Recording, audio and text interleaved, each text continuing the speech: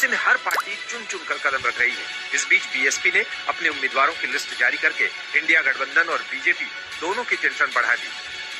मायावती ने टिकटों के बंटवारे में जो कॉम्बिनेशन तैयार किया है उसमें कई सीटों पर बीजेपी को टक्कर मिल सकती है, तो वहीं कई सीटों पर इंडिया गठबंधन की मुश्किल बढ़ सकती है। बीएसपी ने लोकसभा चुनाव के लिए 16 उम्मीदवारों की लिस्ट जारी की है, जिसमें से 7 उम्मीदवार मुस्लिम हैं। पहले समझते हैं बहन जी कैसे बीजेपी की वोट बैंक में सेंधमारी की तैयारी कर रही है। कैराना में बीएसपी ने शिवपाल सिंह राणा, जो कि राजपूत ठाकुर बिरादरी से हैं। मुजफ्फरनगर में मायावती ने दारा सिंह प्रजापति को टिकट दिया है, जो ओबीसी बिरादरी से आते हैं। मेरठ से पहली बार कोई त्यागी चुनाव लड़ रहा है। बागपत से बीएसपी ने बंसल यानी बनिया को चुनाव में उतारा है।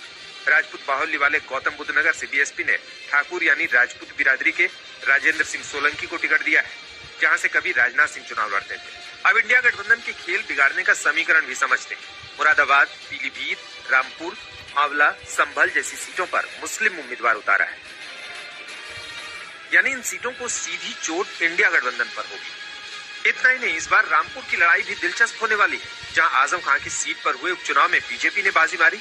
मायावती ने इस सीट से किशन खान को टिकट देकर मुस्लिम कार्ड खेला है, जहां से अखिलेश को झटका लग सकता है।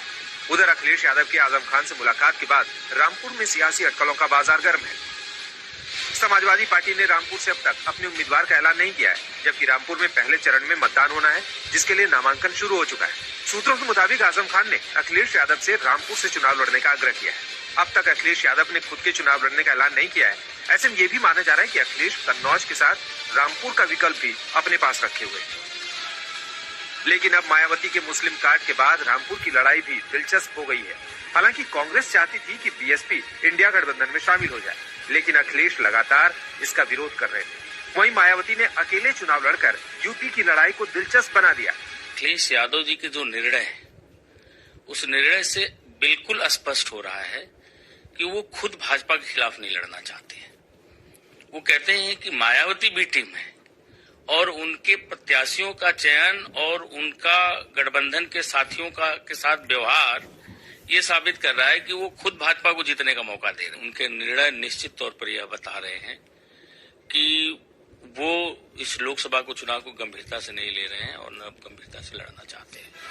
उधर बीजेपी की लिस्ट को लेकर जारी सस्पेंस पर समाजवादी पार्टी तंज कस रही है। प्रत्याशी कहीं कहीं नहीं मिल रहे हैं, तो इसलिए देखिए जनता ने पूरी तरह से मन बना लिया है। और इसलिए मन बना लिया है, इन्होंने जनता को धोखा दिया है। किसी भी गरीब के, किसान के हित में काम नहीं किया है। बहरहाल यूपी में मुकाबला त्रिकोणीय है, जहां मायावती एक बड़ा फैक्टर बन सकती है। लखनऊ से कुमार